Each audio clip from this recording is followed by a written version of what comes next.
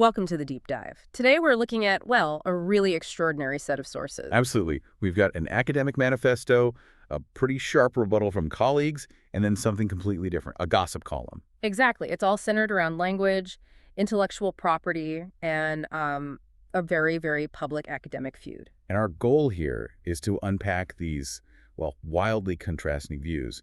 We're digging into what counts as meaningful communication, how people are defining ownership of ideas. And how these outside stories, like this gossip piece, can just completely twist our understanding of what's actually going on. That's quite a mix. Okay, so let's start with Professor Julian Kiechler, his Manifesto of Ornate Eloquence.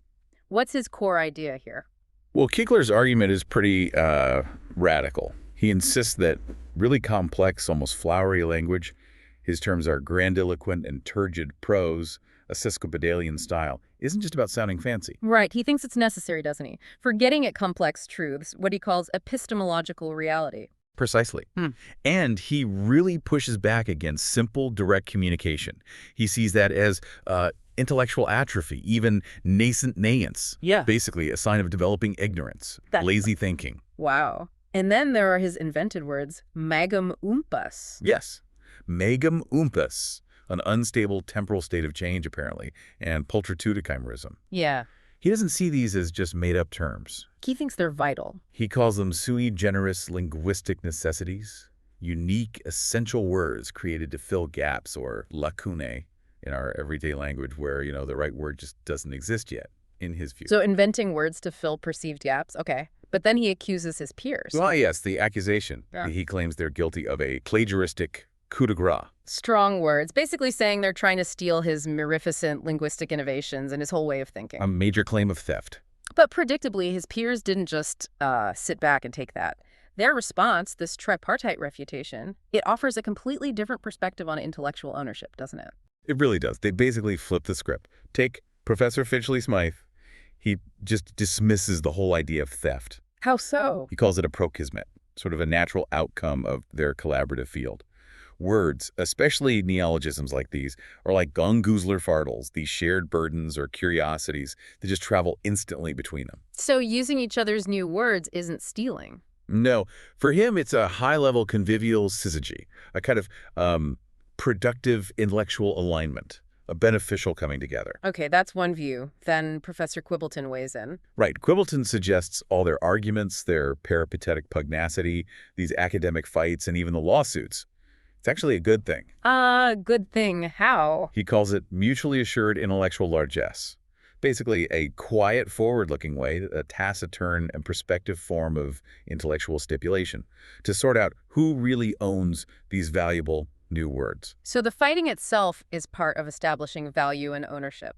Interesting. But then you get Professor Catcapper, who's much more dismissive.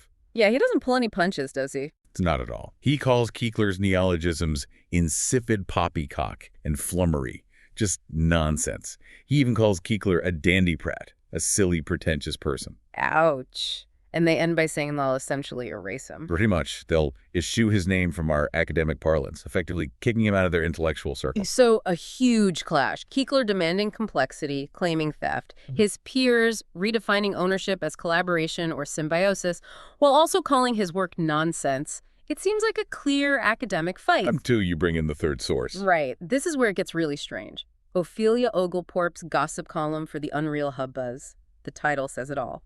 The real tripartite is a triangle of lies and stolen words. And Ophelia's take is, well, sensational.